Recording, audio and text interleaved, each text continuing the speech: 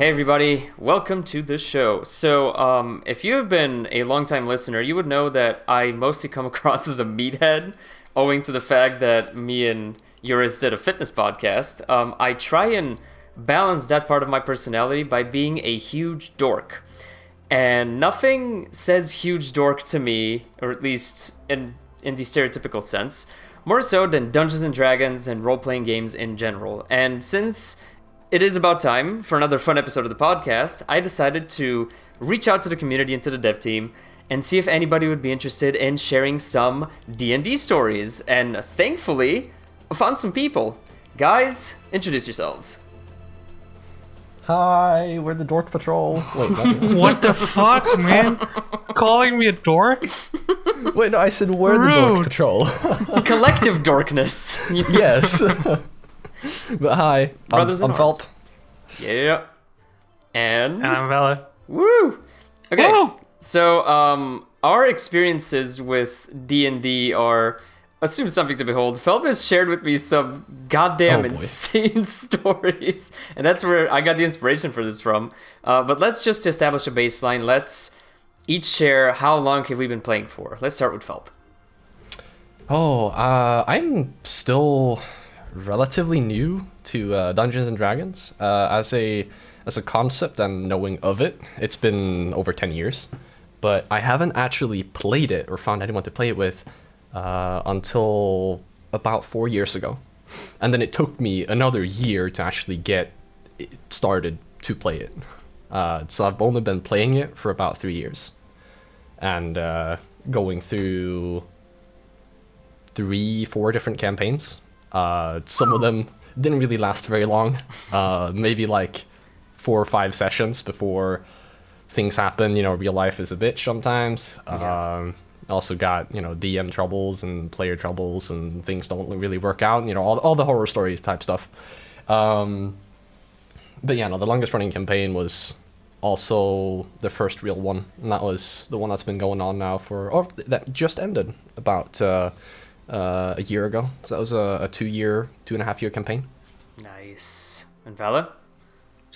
Well, it's somewhat similar. I actually am also somewhat new to D&D, well, mostly Pathfinder, actually, but I think I started playing, I want to say 5 years ago, and then I started DMing around 3 or 4 years ago, somewhere along those lines. Ooh, has it been mostly Pathfinder, or have you dabbled into other stuff? I have Pathfinder mostly. That's where I'm most comfortable. But then I also took part in a custom PnP game, which one of my friends developed. So yeah, and there I was just a player doing odd stuff. You're playtesting on many fronts then. I really am. The whole of Ember Sword's level design and now everybody's RPGs. Damn, Pathfinder, huh? That's I've only ever looked at it. I must have been playing 5e because Pathfinder is I don't know. There's too much PhD levels of math. I don't. there's way too much in there. It's not as I like my simple daunting stuff. as it sounds. It's no, I actually think Pathfinder is pretty the Pathfinder 1 is pretty easy to get into, honestly. It's based on 3.5, so it doesn't have the same number of dice and the same weird, strange rules that 4th edition came with. Oh man, the black sheep. But it is a little bit more complicated than 5e, I think. And I honestly haven't dabbled too much in Pathfinder 2. I have the PDF lying around somewhere, and I've been meaning to start reading it, but I just keep getting distracted because of, I guess, same. Yeah, my RPG history is overwhelming to me. So I started in 2012 with a Pathfinder campaign. We bought the Pathfinder Beginner's Box with a couple of friends, and we all dressed up and went to one a dude's house. And we started playing. Our costumes did not match our characters whatsoever. Nice. Good so stuff. From Pathfinder, Classic. we went to 4th edition, and that was a blast. We switched to 5th towards the end of that campaign. and that is one of my horror stories, the end of that campaign, which honestly could be a monologue into itself, but we could save that for later. That was a disaster. And then the current campaign I'm part of, I've been playing for 4.5 years, going almost on 5. Oh man, That's fucking impressive. That is impressive. We don't play it weekly, obviously. We play it every once in a while because we're scattered all across Europe. Our DM's in Sweden, actually. Hey! And represent.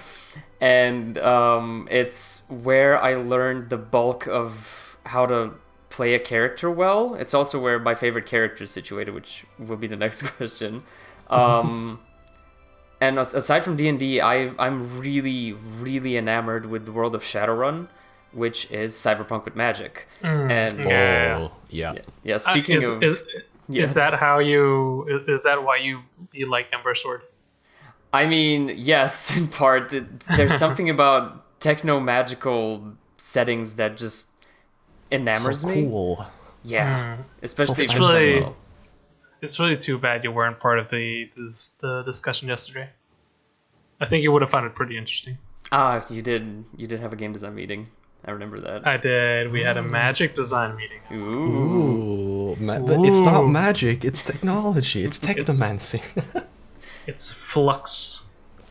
Even on the fun off-topic episodes, you still managed to sneak in some sneak peeks. Oh yeah, I appreciate that. That's good marketing.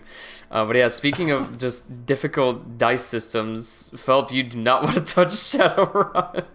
I do not want to touch Shadowrun. All right. I mean, it sounds amazing. After you asked me a few days ago about the little cyberpunk music, I looked into it and it was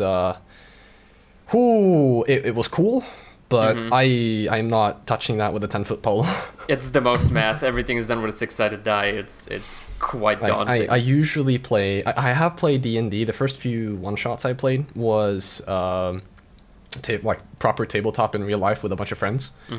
So just learning how to roll dice properly of 5 and 5e, that was it was tough, but it worked out because 5e is kind of quite simple. But I've been doing all of that now online thanks to, the wonders of the internet. As you said, I've also been playing online mostly for my campaign there. Praise Roll20. Yeah, Roll20 is amazing. Been playing with mostly Americans and then some Europeans.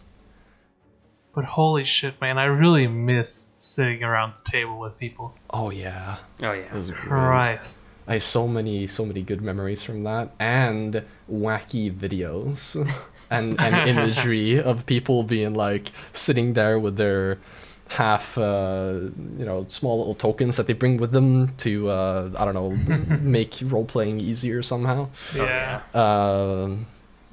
Because method acting is not a thing apparently. Yeah, and they're like, oh yeah, let's go smack this thing, and they wave their little mini sword around or whatever, and it makes for really good moments, especially when it's when it's a Friday night out and people have started drinking. Yeah, definitely. It's once you let go of the inhibitions, it's like few other things out there. Well, speaking of fond memories, what is you guys' favorite character you've played? Well, I mean, the character that I played the longest would probably be my little wizard, the little wizard called Murd or Murden,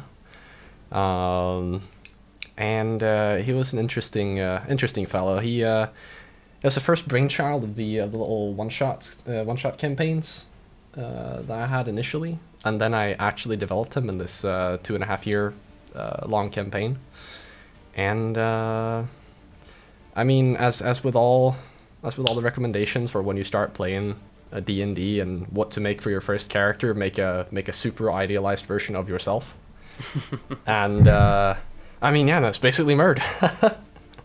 That's my little wizard. He is super sarcastic, energetic, quick-witted, and just absolutely demolished everybody and everything that the DM threw at us with wicked, weird use of unconventional magic.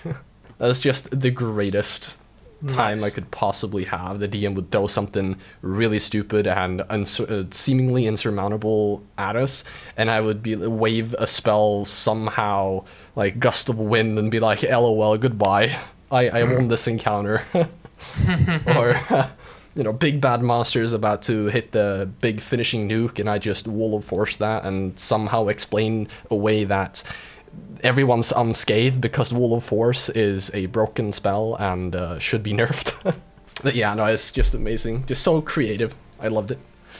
But basically, you're saying you ended up going with a character that is, like, personality-wise a lot like you. That, of course, makes it super easy to roleplay. Mm-hmm. That's a really good idea.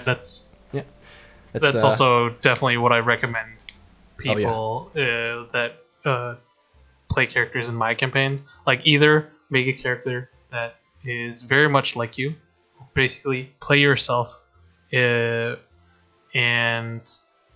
otherwise play a character that is very, very easy for you to get into, because otherwise, like, role-playing is hard. Role-playing is hard, and people really people have a really hard time figuring out when to get out of character and into character, and as soon as that becomes confusing, and as soon as that becomes sort of mixed up, the role-playing just becomes super awkward to people. Definitely, yes. So a lot of my DMs also want to keep role-playing in third person, because that's also to avoid the thing that you mentioned here with, coming in and out of character. It can get awkward, or, between the lines, it's like, is this in character? Is this out of character? So role-playing in third person can kind of mitigate that whole thing. And it's also, to some people, easier to role-play in third person when just starting out.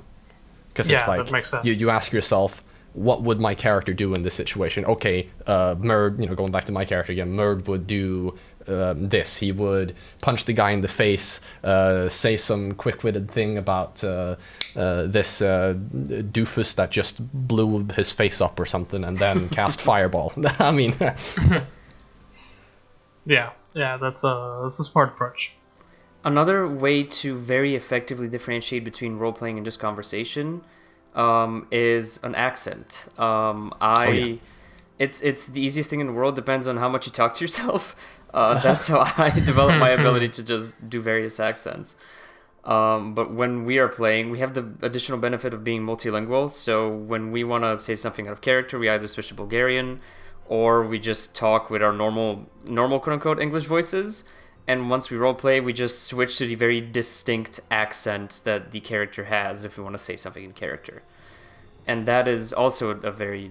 It's a way to do it. It will be awkward at first, though. Like, there's no getting past that initial awkwardness of just staring your friends in the face and just talking in a silly voice. But once you realize that you're all there to do that exact thing, it can create magic. And that's definitely been true for my favorite character, honestly. Yeah, it really depends on the group, really, and how the group dynamic is outside of D&D, I think. It's all about how comfortable you are with the people that you're playing with. Like, if you're not comfortable with the group that you're playing with, you really shouldn't be there playing with them, because it's not going to be a fun time. Yeah, or that, or if you're like, if your personality just doesn't like mesh in with the whole getting super into character, but you're really like just playing the game and enjoying the story as yourself. I've experienced that with the main group that I've played with and DM'd with it. Most of like the parts of the game where they had the most fun and where they enjoyed themselves as characters in the world was actually when they just played pretty much as themselves. Nice. Yeah. Well, what is a character that you've considered your favorite amongst all the characters that you've DM'd for? Because I remember you mentioning that you DM more so than you play. Definitely. I think the character that I think is the most fun is a character that is called Grim. He's a demigod sort of thing.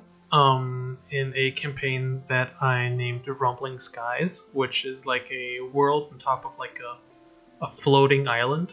And then this Grim character, he's sort of like a virus. Like his primary ability is that when he touches something,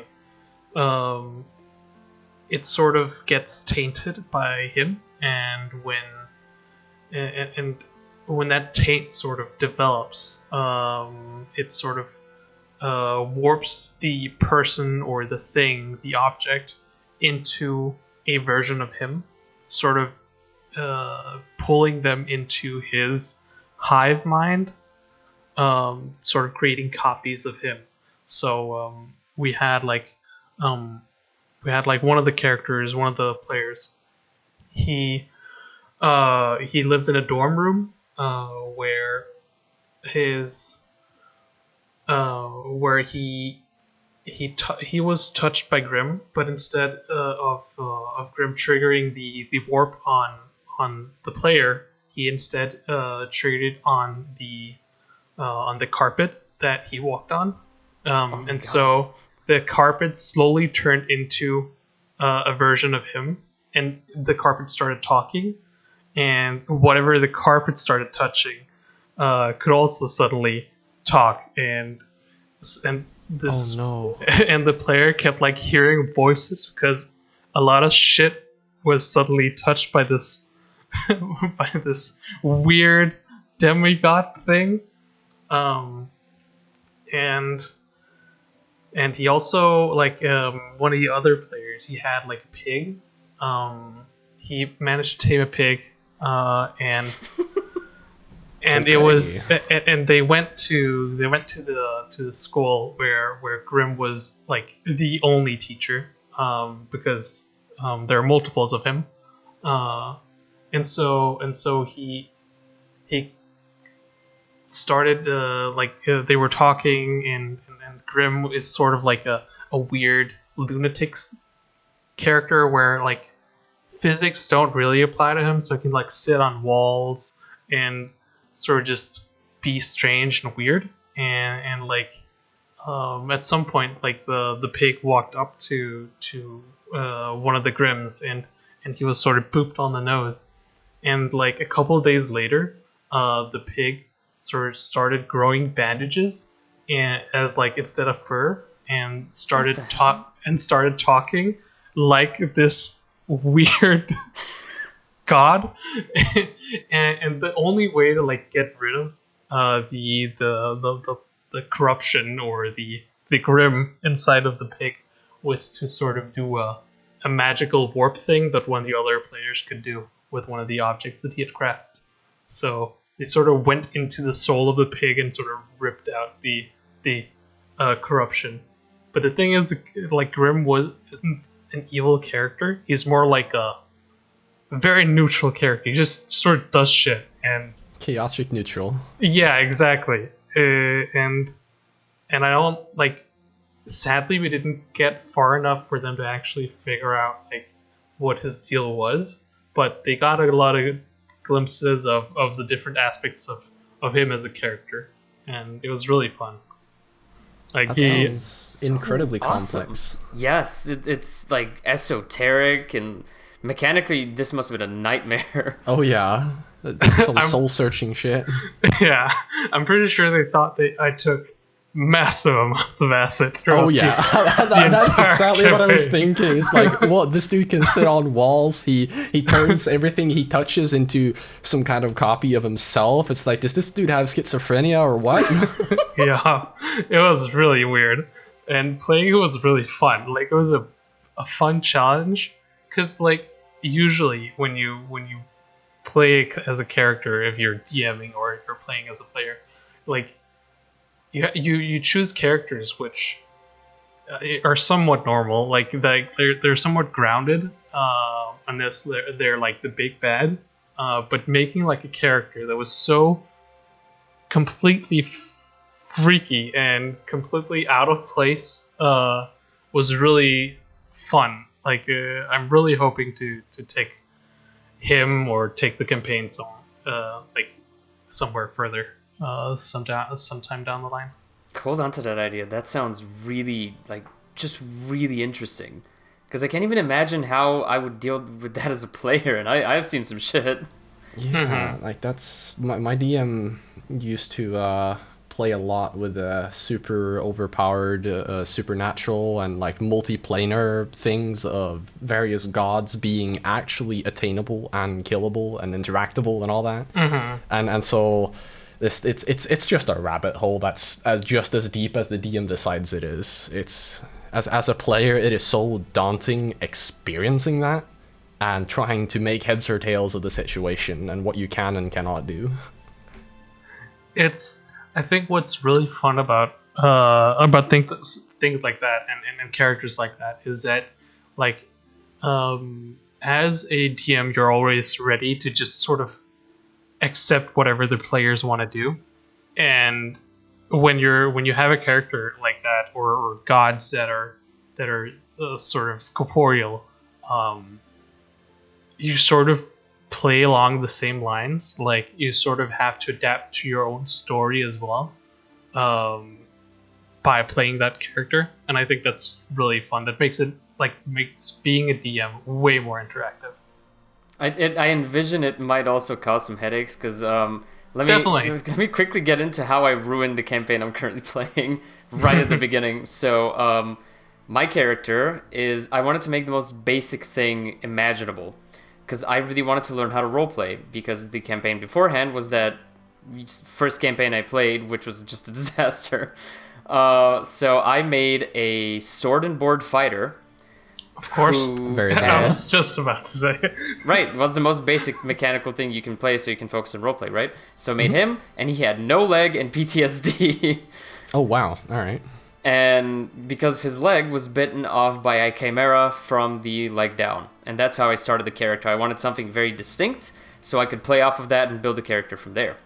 Anyway, this is nothing to do with the story, by the way. So, the campaign is on an island. It takes place on an island. It's been taking place on that island for the entirety of the campaign. And this somewhat leads into the next thing I want to talk about, a dice roll. I wanted to talk about the most catastrophic dice rolls that we've seen. Mine is catastrophic in hindsight. Here's what happens.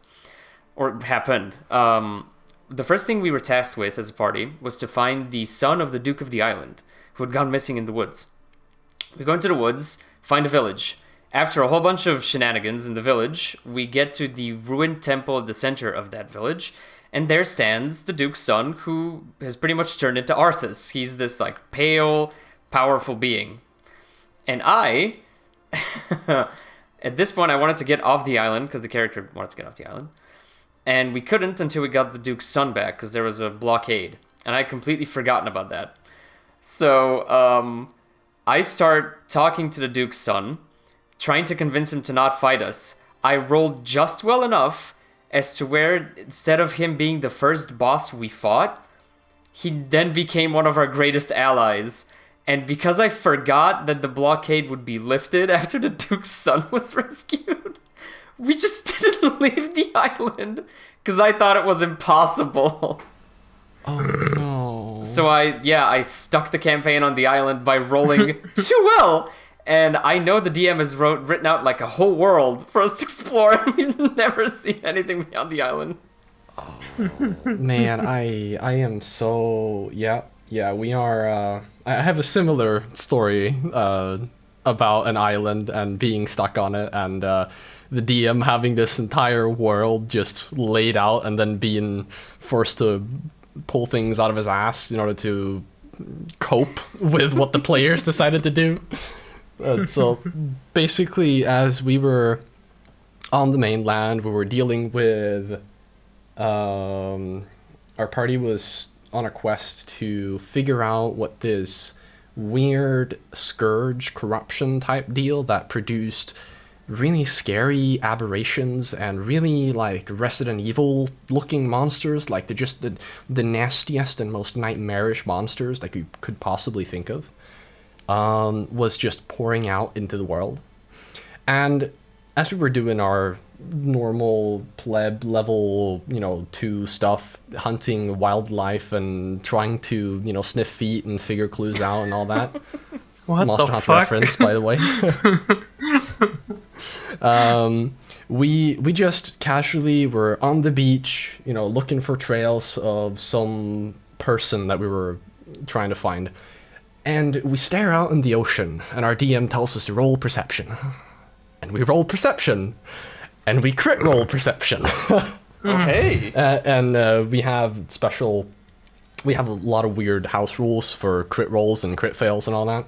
And so basically, thanks to us crit rolling the perception, we see something glimmering in the ocean, and it is some kind of weird, shiny, scaly fish monster that then proceed to come into shore, and it's the Monster Hunter monster, Megitsusune, or whatever it's called, because our DM's a Monster Hunter fanatic. But regardless, this thing transforms into a person, starts talking to us, and is like, oh yeah, I'm from some magical island place somewhere deep out in there, and she motions over there.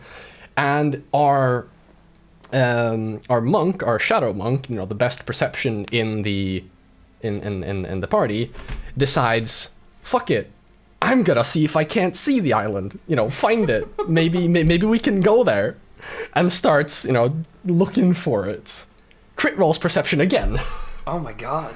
And our DM's like, all right, okay, you see the island, it's right over there. You can just take a boat and you can go out there. Just talk to the NPC or something. Just get her to guide you over there. It's whatever. I didn't have anything better to do for the story. You can just go there. Go on. Yeah. Just go on. And so the party is like, our quest here is kind of boring. We're just gonna go and see what we can figure out about this island and all that, and see what the deal is. And so we just follow this magical fish shining scale person thingy on our boat out to the island, and we just moved the entire storyline from where it was supposed to be on the mainland to this island out in wherever, some super magical fairy tale place, and that's just where we spent the rest of that year playing the campaign. Nice. And it turns out the DM had not planned any of this. It was simply just, supposed to be some fan service for the Monster Hunter fans in the party. That, oh yeah, you see some shiny, scaly fish monster out there, and he did not plan on any of this happening. So it was like, as we got there, it was like, okay guys, I'm gonna need to take a month break, because we were playing weekly. I'm gonna need to take a month break to write the story and prepare everything for this, and then let's come back after that, okay? So we just actually golden. Yeah, that's pretty much that's pretty much how the story went for the rest of that campaign. And that DM, he tried so hard to be structured and plan things, and we as players were like, no, fuck that, we're just gonna do whatever we want. And so he's just like 60-70% of that campaign is just him pulling shit out of his ass every single session. He has a somewhat loose framework of like key people that we might want to find, and that's it. We just freeform story from there on. Well, it's amazing. You got any stories of people derailing your campaigns with catastrophic dice rolls? I don't, not derailing per se. I had we definitely had some funny die rolls. I think the way, just to quickly touch on the whole derailing thing. I had one campaign which got nowhere because of similar reasons. Like the players just decided to do whatever the fuck they wanted. Sorry. I'm sorry. And it turned out they got their adventure, but I didn't get mine. But that's fine. That's sort of what being a DM is like. And that was like the first real campaign that I ran, and I learned a lot from that lesson. Basically, that it doesn't actually make sense to build like a really intricate and exciting story if the players are just going to do whatever they want. But that's also part of the magic, so it's sort of, it makes more sense to just make like some really fun key characters, build, like make a world that's fun to explore.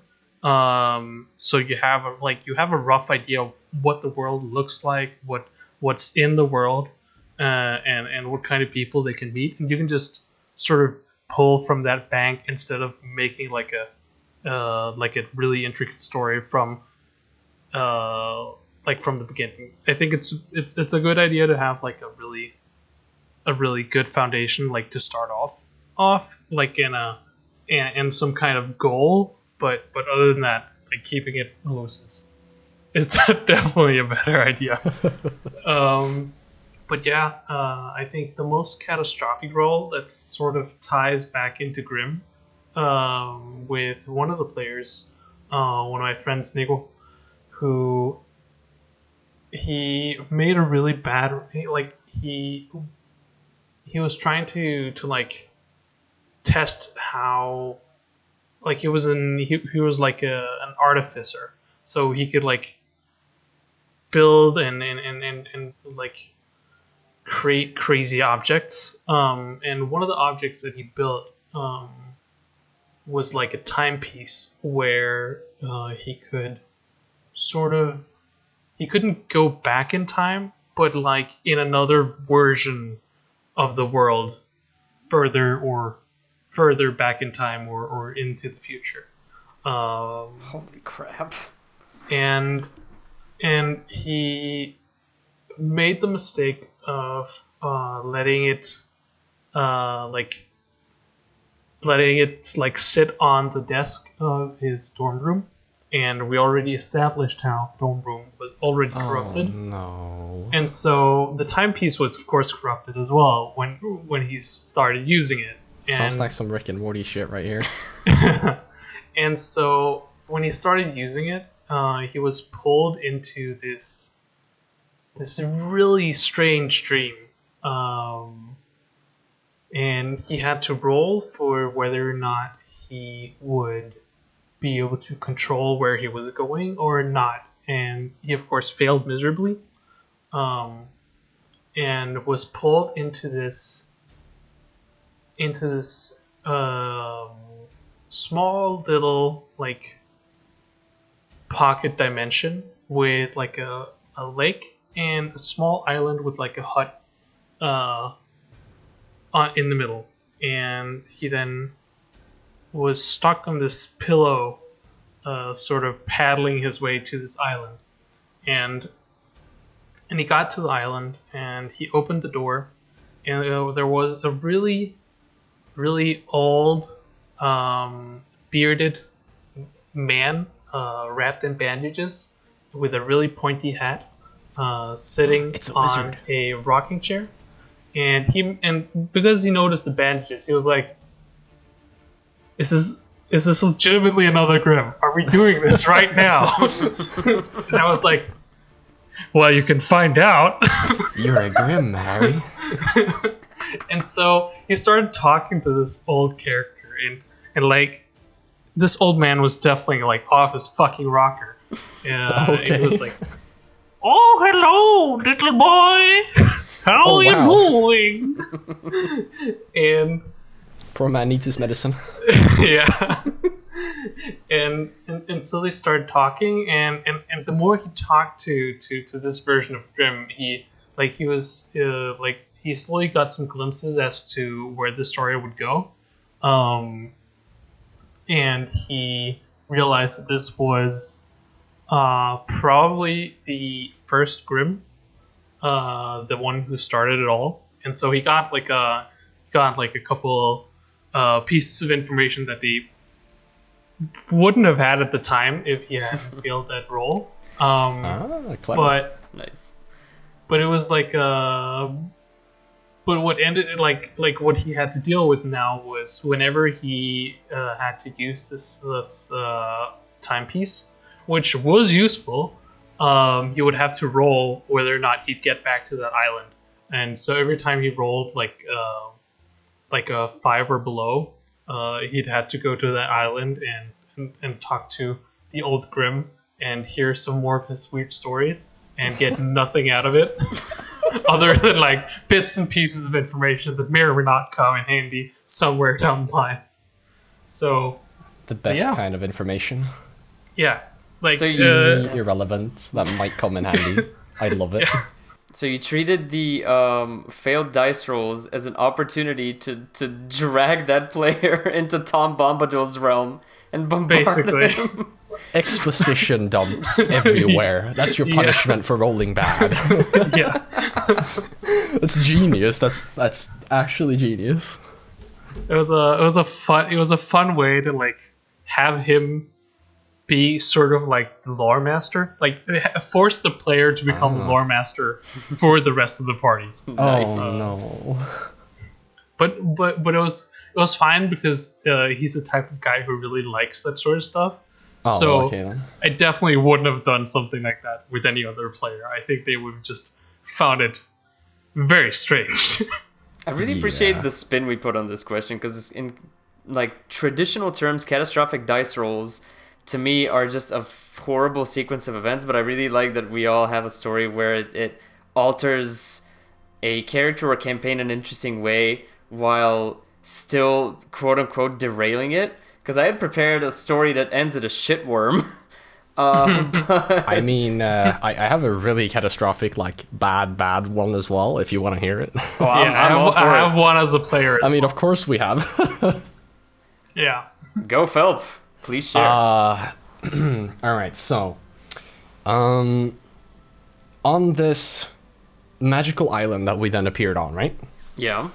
We're now like level 6 around that time, and we are OP. Like, we are overpowered. We are basically demigods at this point, because our DM messed some rolls up initially, and we now have like several stats at 20. No. And a bunch of like +1 magic items to boot. How And did that extra happen? AC and magic up the ass, as he likes to call it. Jesus. So we'd been we're looking for a mind flayer dungeon, right? And as we're looking for this dungeon, a mad ghost decides to mess with us. Specifically the wizard, aka my character, my poor character. He decides to possess the wizard, or at least attempt to. So that prompts a wisdom save, of course, and lo and behold, spectacularly fail. With a massive nat 1. Oh no. So, Thick what nat happens is my poor wizard gets afflicted by madness for 24 hours, essentially reducing him to 1 intelligence, and he's only really able to distinguish between friend and foe. He can't talk, he can't cast spells, he can't really attack because he's a fucking wizard. He's Oh my god. he's a small boy, he's got weak arms. T-Rex boy over here. Yeah. So basically, like, it's just you're on this treacherous island with all these nightmarish monsters coming out at night, and you've got 24 hours to protect this wizard that has 1 intelligence. It's like, what? No. Oh no. So, the party had to quickly just set up camp because it was getting dark. And our DM really likes to throw things at us that are like several challenge ratings above what they should be for that level, because we are so overpowered. Yeah. So we had to use so many protective items and magic equipment and, one-time scrolls and pull-in favors and all that to just stay alive for the night, because of the wizard was an unintelligible, gibbering, dunce for that entire 24 hours. And that was right before we were gonna go into the Mind Flayer dungeon. We had to blow like all of our stuff to just not die and be TKO'd from that one roll. But the reason the wizard did it is because he was promised, all the knowledge in the world, unlimited knowledge and powers beyond what you could ever dream of. AKA, he would be like mega boosted in stats, like get 25 in intelligence and wisdom, and like advantage rolls on pretty much anything related to magic. Just fart out level 1 and 2 spell slots like cantrips. I mean, it's come on. It was very, very incentivized to make the roll. Did you make it? I made the roll and I failed. No, I mean, like, did you get the stat boost in the end? No, God, no. Oh, thank God. Okay, that would have been ridiculous. No. I it was a one-time thing. It was I made the roll and I failed, and I crit failed, and so I got the whole madness thing. Amazing. Good shit. So I was just playing a crippled wizard for 24 hours for like half a session. It was great. while the rest of the party is just like pulling their hair, being like, oh fuck. How do we survive the night? Sentient bale of hay. Yes. So yeah, that was a catastrophic roll that almost TKO'd the entire party, and it was leading up to a really difficult Mind Flayer dungeon, which, yeah, not fun. Shit. Valle, what's yours? It's not all too different. Like basically, and this actually ended up spoilers. Ended up killing the character. And so to lay the groundwork, I was a sort of sorcerer in this campaign in this game that my friend designed, and I was obsessed with fire, and I could basically with the right preparation, I could basically become an invincible fire mage for a good day or so. But if I overused my flames, I would take mental damage, and so at some point I overused my fire abilities, and I received some mental scarring, and ended up sort of experiencing this hallucination, which was like part of my character's story arc, and basically what that entailed was that I saw visions of a volcano with a spirit inside, and my character then decided to search for this volcano. And so at some point I of course found the volcano, and we went on like I somehow convinced the rest of the party to help me out infiltrating this volcano, which was overtaken by a bunch of tinkering goblin-like creatures, and the monsters in there weren't actually all that bad, like difficulty-wise. They were somewhat manageable. The problem was that I had, like, I was sort of burnt out, spell-wise. I couldn't, like, the way the system worked is that instead it's a D100 system. So instead of rolling a die to determine whether or not you hit, you roll instead to determine whether or not you miss. So I had to roll under my stat total, and that's very difficult if your stats suddenly get lowered because you've used too much of your power, and suddenly I kept like failing, and if you fail to a certain extent, you go to like a table, like a critical fail table sort of, where you can end up getting really fucked up, and so at some point throughout one encounter, throughout the end of the dungeon, so to say, I rolled really badly and ended up going crazy, for just enough time for my character to decide to leap into the volcano to no. become one with the spirit. And so he died miserably and was very warm for the rest of his very short life. Well, if it's any consolation, I recently watched a YouTube video on how it would be to jump into a volcano, and he would pass out before he really felt anything. So don't worry. Yeah. What a consolation. Sadly, sadly, he was pretty attuned to fire, so he could handle heat pretty well. So it wasn't all that comfortable. Oh, actually. okay, yeah, no, that certainly does complicate things a little bit. Yeah. Did you at least do the Terminator 2 thing when you see? Oh yeah, thumbs up. Lava? Yeah, thumbs up. I fucking wish, man. Oh man, all that table rolling and the 1d100 sounds a whole lot like 5e sorcerer wild magic. Wild magic, yes. Yeah. It's all wild magic. Fucking miserable. It's actually the worst. I mean, I swear to God.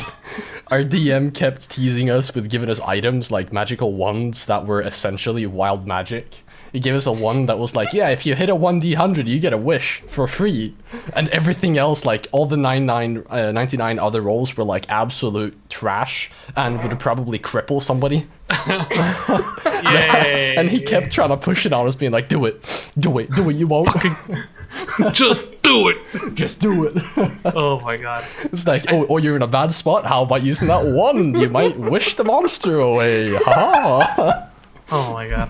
I think the worst part about the system because we were of course playtesting the system for our friend, right? Right. And the problem with the D100 system that he designed is that his idea was that the players should be very average people, right? And so your stat total for the first many levels were like somewhere around 30. That was like in the high end, and oh wow, and 30 and then 30 out of 100 is really fucking bad. Oh yeah. So it's like a 70% chance to miss whatever the fuck you're doing. So like we were trying basic stuff like opening doors or like casting the most basic cantrips in the world, and we would miss and fail. You go to open the dungeon door and you sprain your wrist. Yeah, exactly. That sort of stuff every single time. Something very similar happened in a campaign with a friend of mine. Not exactly was fucking himself up on a door, but I remember. So the character in question is a rogue cat person, essentially a Khajiit. And I remember the one thing he is absolutely brilliant at, naturally, acrobatics. He had never failed an acrobatics roll in the entire existence of the character, right? Plus 17 at like level 12. Insane! Wow. So we were at like this was just when he was entering the game, and we were level about 12. And he goes to a bordello to like get information or some shit. And he starts it's the lamest situation I've ever seen. He starts haggling with the receptionist at that place to like let him into the bordello, and he can't. And they both start trying to attack each other, and it's the lamest shit I've ever seen. Like he goes to stab the receptionist, he drops his dagger, and it like goes to the receptionist's cape. He has essentially a spell on the dagger or something, an enchantment that can pull it back to his hand. So he's like, okay, I'm going to use my second attack to pull the dagger back. He pulls the dagger back, rolls a 1. It flies through the other side of the cape, stabs him in the arm. Then the receptionist goes to stab him, stabs the desk. And then the GM's like, well, what do you want to do? He's like, I want to try something acrobatic to get behind him and position myself better. And the GM's like, okay, so you are going to vault off the desk and like do a pirouette in the air, land behind him, and then stab him. And the DM goes, do an acrobatics check. And my friend was so confident. He goes, oh, preemptive dab. And he just hits the lowest dab humanly imaginable. With advantage, by the way. He had advantage. No. Advantage meaning rolling 2 dice. I forgot to explain the terms for the people listening. So he has advantage on the roll, rolls 2 20-sided die, and as he comes back from the dab, the dice stop on a 1 and a 2. Oh no! I almost fell out of the building laughing. It was insane. That is Pure that is pain. some rough stuff. Holy shit. That's Ridiculous. funny, man. Yeah, we've had several like dual crit fail rolls quite recently, actually. We've had it so many times through our our campaigns and our sessions that we've started implementing house rules for them. So if you get a double crit or a double crit fail, something extra bad or extra good happens. Because what are the odds? Oh my What is the most recent one you can think of? I'm curious. It was a poor. So the recent campaign we're doing is we're in unexplored land. We're basically exploring America for the first time, essentially. You know, we're with the new settlers. We're here to see how things are with the natives and see if we can't recruit them and build stuff and all that. And we have our native our native guide, so to speak, is a death domain cleric, who's also some kind of weird blue-looking Goliath monster. Because natives gotta look weird for some reason. And the poor guy, he's going to perform this rite to please his god, and he just crit fails his religion roll. Double crit fail. And so you know, not pleased from above. So the poor guy gets absolutely smited for bad behavior. And since he can't complete his rite and his daily quota is now not filled, he doesn't get his good night's rest. Oh no. And so we have You are on the bad list now. yes, you are not get on presents. Santa's naughty list. And so we have to go out and find some poor sod to I don't know, please or do good deeds for, so we can get back in this death god's good graces. Oh boy. No. That sounds like a derailment onto itself. I mean, that entire campaign is just wacky, and that campaign's supposed to be more grounded and, you know, not overpowered, which it isn't. You know, it isn't. We recently ran into Sandworm that we thought we could beat because of our previous campaign being overpowered. We ended up almost getting TKO'd. Oh no. Because we overestimated ourselves, and the Oh, DM boy. wasn't like super clear with whether this was a fight and that we were supposed to be able to take. He rolled a 5 on the encounter dice. A 5. That's really low. Christ. Oh man. I forgot. Well, I forgot a really funny story actually. Of which I was just reminded of. Where I played one of those. What are they called in D&D? Like one of those crow people, right? Crow people? The AV something? Yeah. Not avians, but close enough. No. Avians? Yeah. No, it's... Anyway, I was playing a Tengu, right? In like Pathfinder terms, and what I decided for my character is that he sort of hyper focuses on specific shiny stuff that he finds or sees, and so I was in love with kukris because I saw one and I thought this would fit my character so well. This would be so cool, and so I decided to focus, like hyper focus on getting kukris. That was like the mission for my character. Hell yeah. And so we went exotic into the weapons city. collector. Yeah.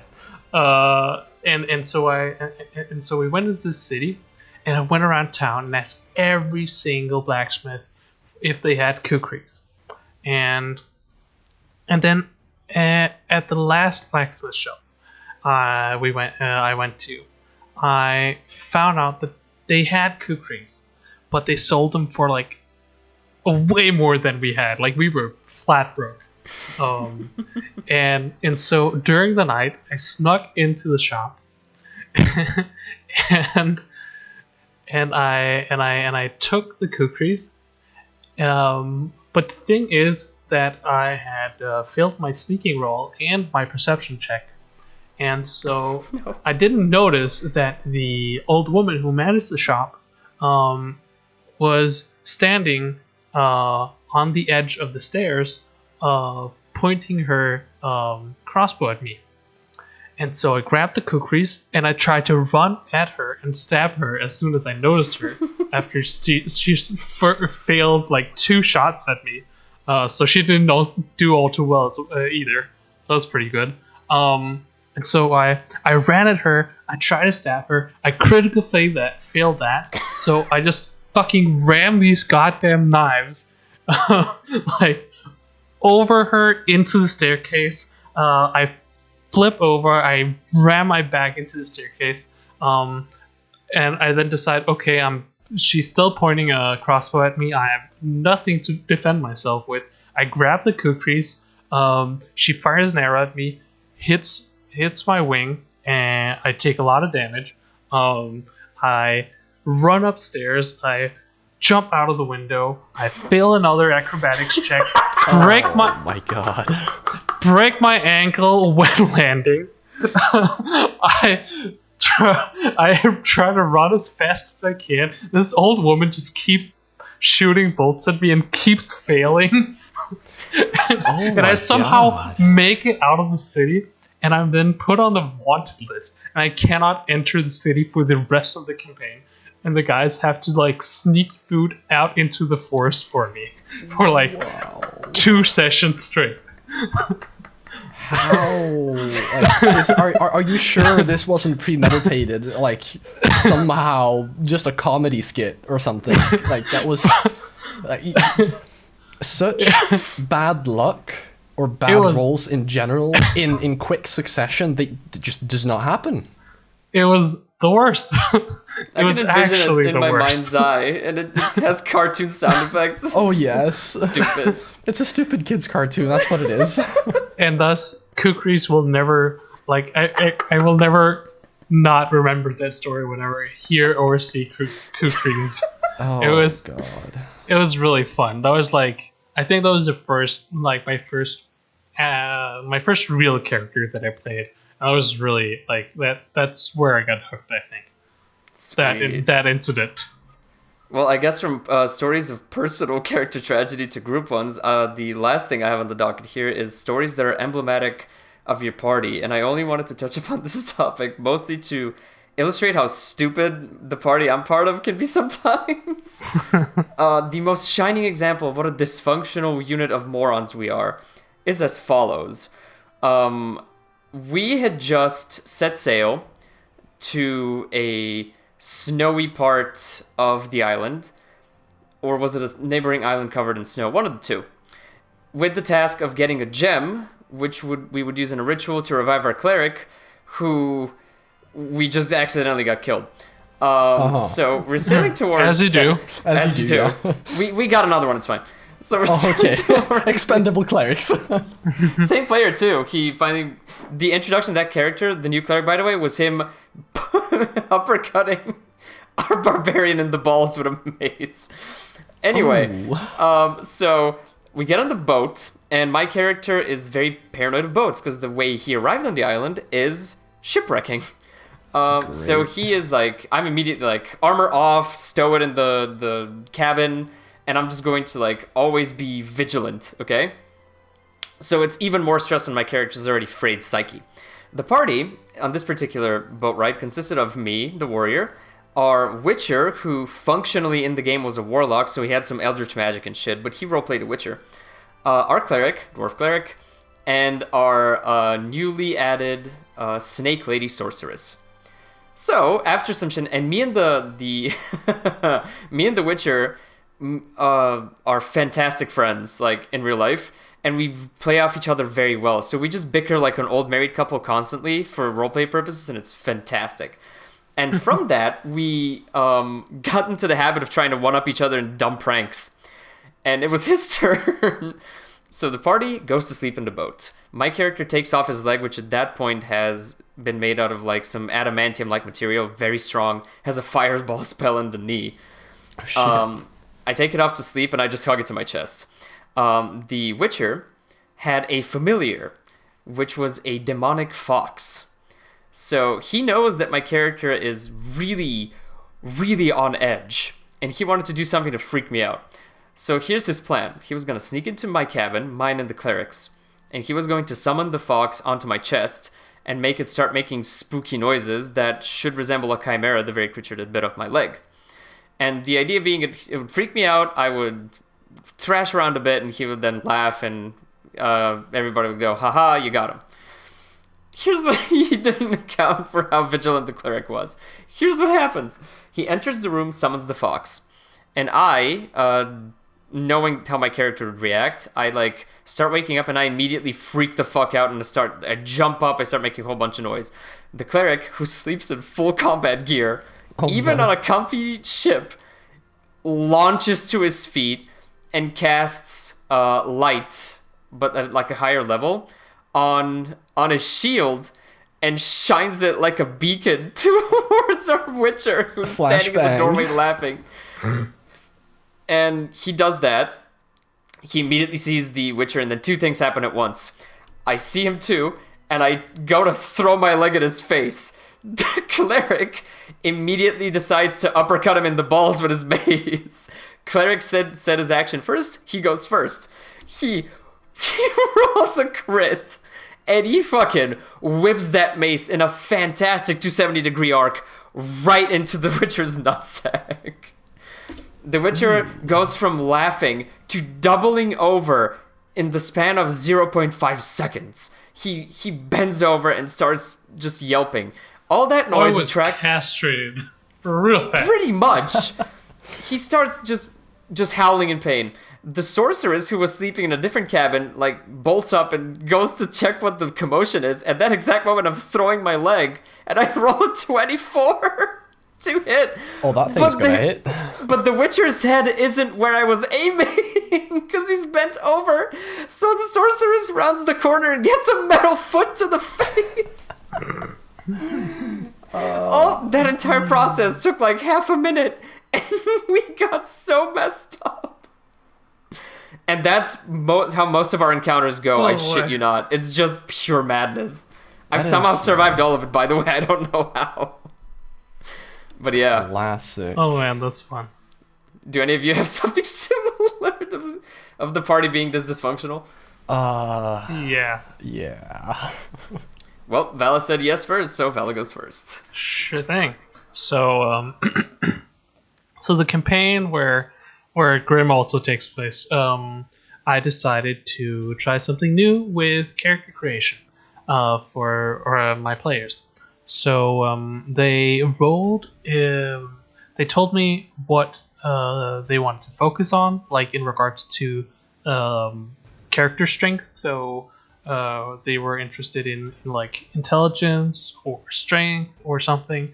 And I looked at the different types of character classes and gave them a choice of 3, which they could pick later in the campaign. So they instead started out as farmhands, just a couple really dumb small boys which could do very little in regards to anything really.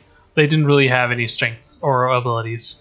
And they had to sort of build their character by completing like menial tasks like mowing the lawn or planting potatoes or watering plants, that sort of stuff. And depending on how creative they were with how they managed whatever tasks they were given, that would give them a number of stats. So if they were super creative in their in their way of tackling the task, they would get like +2 in whatever stat they were taking, like whatever that task had or focused on. And so they really got to know this farm pretty in and out. They knew where all the animals were. They had a mandrake farm, very Harry Potter mandrake style. So like they would scream if you pulled them out. And they were pretty comfortable with the layout at this point. And then the farm is attacked by bandits, and the boys are out doing their different chores, and then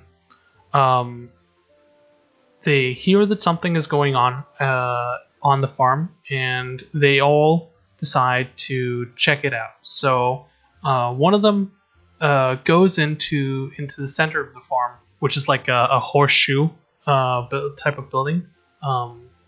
And he decides to be diplomatic. He tries to talk to the bandits, talk them out of it. The bandits have taken their mother hostage and their father, and so he tries to reason with them, which of course doesn't work because they're bandits. So why should they care? And so the others sort of just keep out of sight. Try to figure out, okay, how do we deal with this? So two of the boys decide to go to the bull. One of them picks up the axe on the way to sort of have a weapon. Like they don't have any weapons; they only have whatever is on the farm. And the other sort of tries to manage the bull into place before releasing it into the center of the farm. And the other sneaks around back to the mandrakes, and so while this one guy is trying to reason with these bandits and not be killed in the meantime, the others try to ready whatever combat strategy they try to initiate, and so they make a signal by one of the guys taking a mandrake, like the guy who went to the mandrake farm. He takes the mandrake and tosses it into the middle of over the roof of the building, and then into the center of the farm. And as soon as they hear the screaming of the mandrake, the guy with the bull, he jumps on top of the bull. The guy with the axe, he pulls away the wooden beam that's blocking the bull from getting out, like the door that's in the farm, and then he smacks the bull with the axe in the ass, and the bull just charges through and runs straight through the bandits, tramples one of them, pierces the other with a horn, who's now stuck on the bull's horn, and it rushes straight into the living room, through the wall into the living room, and then has to the guy on the bull has to now maneuver this goddamn angry ass bull back onto the center of the farm. And the guy with the axe, he tries to run up to the remaining bandit, and then he critically fails, and then the axe head flies off and hits the player who tried to negotiate in the head. And now he only has a stick and has to defend himself with this goddamn stick. And they somehow make it. And and the guy with the mandrakes, he just keeps tossing mandrakes. They've put stuff in their ears so the players can't hear the mandrakes all too well. But at some point, there's so many mandrakes in the middle of the farm, so everyone just passes straight up out until the mandrakes calm down. My god. Sounds like an insurance commercial gone wrong that just doesn't stop. Was that a New Zealand or Australian commercial about home safety? Yeah. where the mom trips on some toy car and then falls over and hits the glass table and gets splinters and all that. It's really gruesome. It's wacky. I think it was Australian commercial. Man, it's awfully similar. Wow, what a chaotic way of dealing with that whole bandit situation. I love the slow escalation. Yeah. Of, there's some people. Let me talk to them too. Has this ever happened to you? Bull bursts into the living room. Oh, it's great. It was that's the sort of stuff we do. Though I haven't played or DM'd in a long time now. I'm really out of practice, but it was like that sort of stuff. I love. It's absolutely ridiculous. Felp, what about yours? I mean, if my story is leading up until this point hasn't already shown what kind of stupidity that singular characters do, let me lay upon you a little fairy tale of the cleric who could, or at least thought that she could. We get to the Mind Flayer cave, or dungeon, right? Okay. We are outside of the entrance. We figure out how to get in there. It's a statue that is cupping their hands and, well, basically wanting something gifted to them. We figure out it's an item we already have. It's a big, shiny gemstone. Right, it's about as big as your two fists. Like, it's a big old gemstone. Okay. This is in a cave. We decide to make camp for the night outside of this after confirming that this is the entrance, opening it, and then closing it, because maybe we shouldn't go in here when we're already half dead from the previous encounter night thingy, you know, one intelligence wizard. So we get the brilliant idea of making camp about 20 feet away from the dungeon entrance. That sounds like a really good idea. Like, recommend that. Yeah. We are fully aware that this is, a big old Mind Flayer dungeon, right? And Mind Flayers do not mess around, right? They love to play tricks. Yeah. And so that's the first bad decision, right? We set up camp, we set up alarm, we set up all of the standard defensive mechanisms, trap, my wizard setting up all the magical traps and all that. And we go to sleep, right? Halfway through the night, everybody rolls wisdom. The Great only sign. one who... perception. Perception, sorry. The only one who actually makes it is the cleric. The cleric wakes up and hears some, and I quote, snazzy jazz tunes coming from the coming from the statue. Ah, yes. The players now realize that, oh boy, the Mind Flayer's playing tricks on us again. They've now started, and so the cleric, being very intrigued by these snazzy jazz tunes, decide to investigate further. And they walk up to this statue, and they notice it's open. The door is open. The ladder down to the dungeon is just there, ready to be climbed down. And as the cleric is looking down this hole, trying to figure out what's going on, why there's really good music playing down there, and oh wow, I really want to go check that out. It's maybe it's my favorite jazz band. They get prompted to roll a wisdom save. They resist the wisdom save. They resist being charmed by the Mind Flayer, being taken down in the dungeon, and done unspeakable acts of whatever to them. Tadpole in the eye, Mind Flayer stuff, all that good stuff. But the player character, the player thinks that it's a great idea to check it out anyways.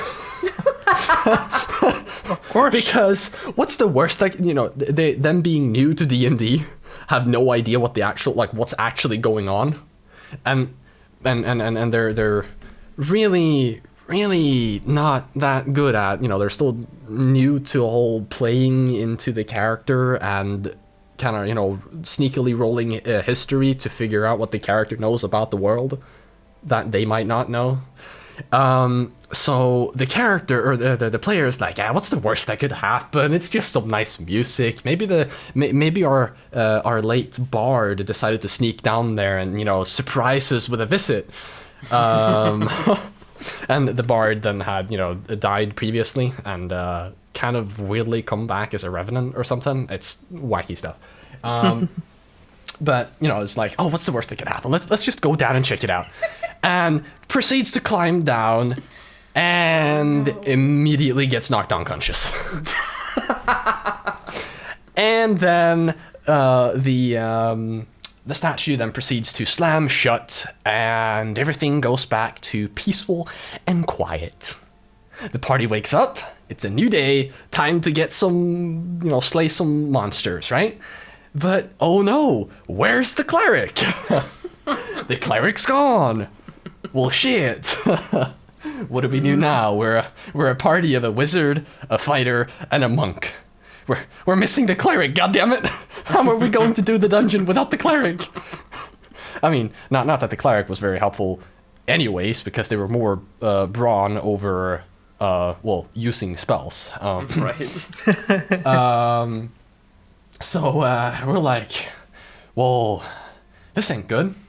So we decide to, instead of going back to the town that was like, a few hours, half a day's ride back, and getting assistance from the residing, company that was there already, trying to help us with this whole thing.